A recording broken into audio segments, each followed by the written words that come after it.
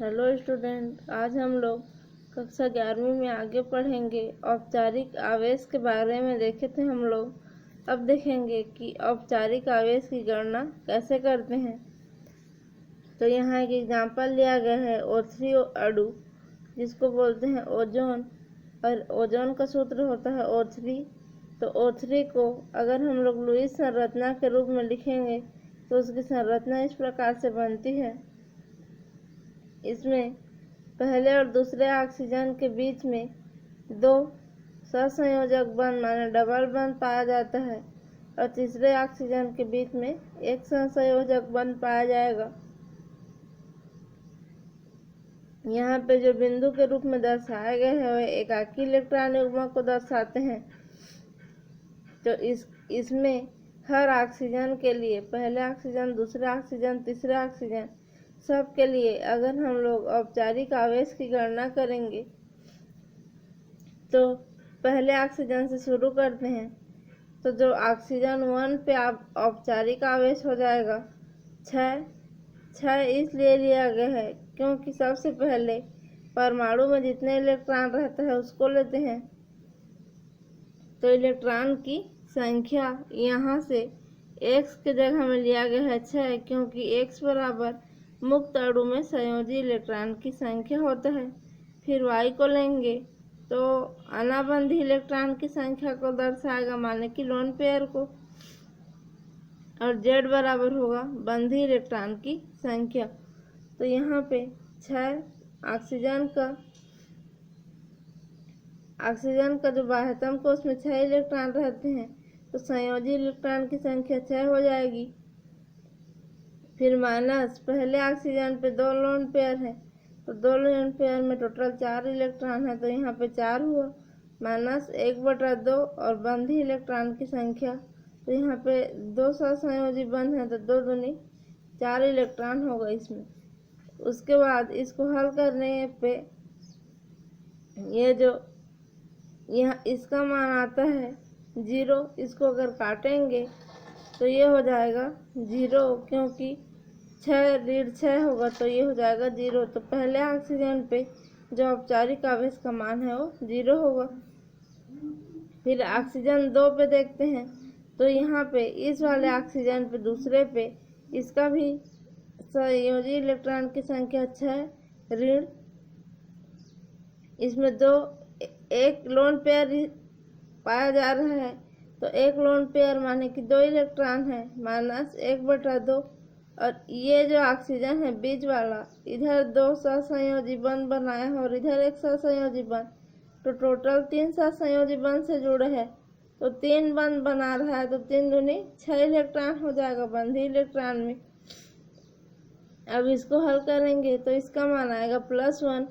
तो दूसरे ऑक्सीजन पे जो औपचारिक आवेश का मान है +1 पाया जाता है। अब O3 ऑक्सीजन पे देखेंगे, तीसरे ऑक्सीजन पे औपचारिक आवेश का मान, तो यहाँ से इसमें ऑक्सीजन का जो है संयोजी इलेक्ट्रॉन की संख्या 6 रहती है, तो ये 6 ही होगा, माइनस इसमें 3 लोन पेयर पाए जा रहे हैं, तो 3 लोन पेयर में यहाँ पे 1, 2 और 3 लोन पेयर में टोटल 6 इलेक्ट्रॉन हो जाएंगे। तो 6 माइनस 1/2 सूत्र के अनुसार इंटू एक ही सहसंयोजक बंध से जुड़ा हुआ है, तो एक में 2 इलेक्ट्रॉन रहेगा एक बंध में, तो यहाँ पे 2 किया है।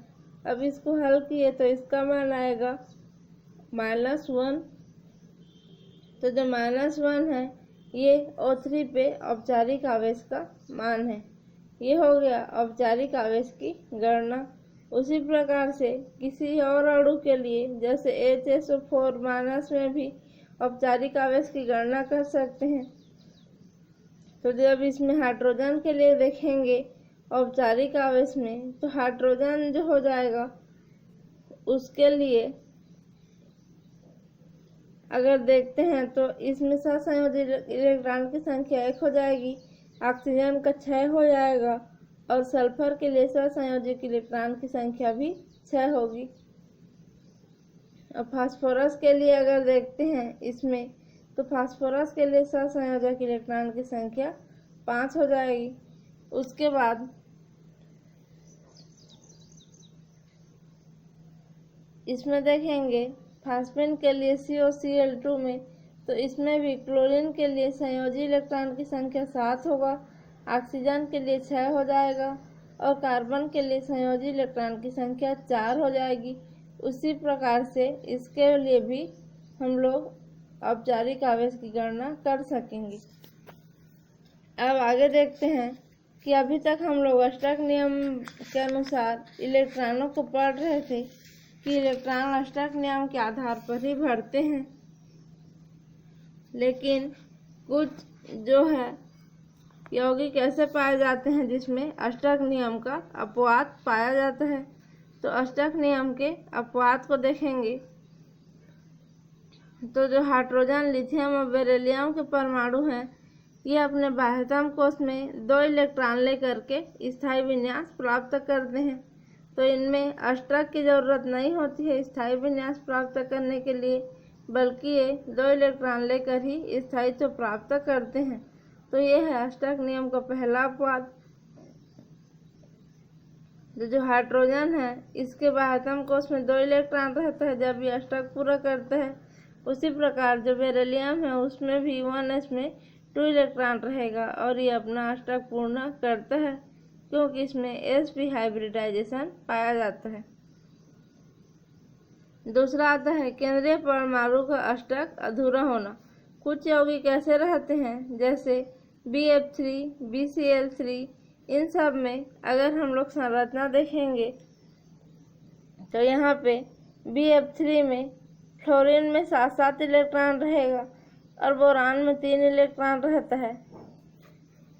तो इसमें फ्लोरीन का तो अष्टक पूर्ण है, इस फ्लोरीन का भी अष्टक पूर्ण है और इस फ्लोरीन का भी अष्टक पूर्ण है। लेकिन बोरान के चारों ओर देखेंगे तो 6 ही इलेक्ट्रॉन दिखाई दे रहा है। तो बोरान का इसमें 6 इलेक्ट्रॉन है तो उसका अष्टक पूर्ण नहीं हो पाता है। इसी प्रकार से इसमें भी BCl3 में और AlCl3 में अष्टक पूर्ण नहीं हो पाता है, जिसके कारण ये अष्टक नियम का अपवाद है।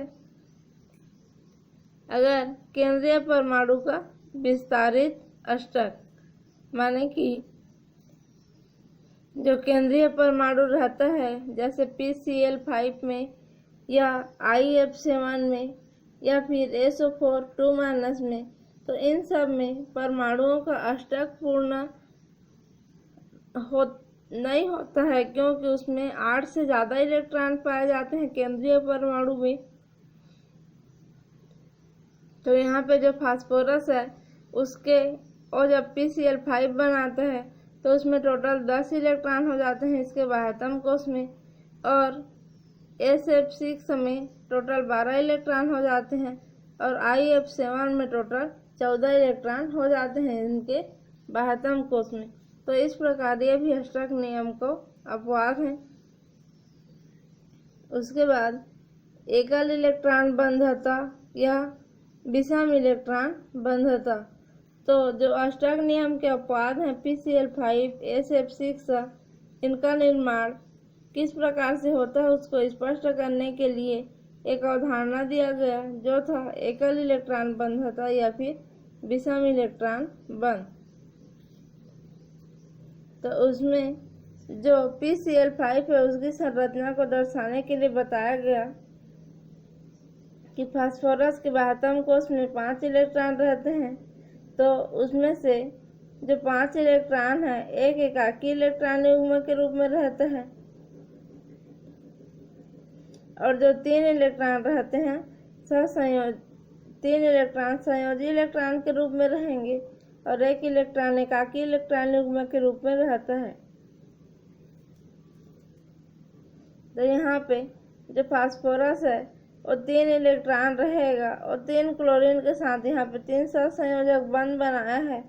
तो फास्फोरस 3 संयोजी इलेक्ट्रॉन के साथ मिल करके 3 सहसंयोजी बंध बना लेगा। उसके बाद जो एकाकी इलेक्ट्रॉन युग्म है उसको डोनेट कर देगा एक क्लोरीन को, और जो एक क्लोरीन बचा है उसको एक सिंगल इलेक्ट्रॉन दान करता है। मान लें कि एक सिंगल बंध के द्वारा एक क्लोरीन से जुड़ा रहता है, उसी को बोलेंगे एकल इलेक्ट्रॉन बंधता या फिर विषम इलेक्ट्रॉन बंधता। जो एकाकी इलेक्ट्रॉन युग्म रहता है उसमें 2 इलेक्ट्रॉन रहेंगे। उन 2 इलेक्ट्रॉनों में एक एक इलेक्ट्रॉन को ये पूर्ण रूप से दान कर देगा क्लोरीन को, और 3 जो संयोजी इलेक्ट्रॉन रहेंगे उससे 3 बंध बनाएगा। तो जो 3 बंध बनाएगा वो 3 क्लोरीन से जुड़ेगा और एकाकी इलेक्ट्रॉन युग्म को एक क्लोरीन को पूरा दान करेगा। तो ये दोनों जो बंध कहलाएंगे वो एकल इलेक्ट्रॉन बंधता या फिर सिंगल इलेक्ट्रॉन सहसंयोजी बंध कहलाता है। इसी को समझाने के लिए दिया गया था एकल इलेक्ट्रॉन बंधता या फिर विषम इलेक्ट्रॉन बंधता के बारे में। अब आगे देखते हैं इसमें तो सहसंयोजी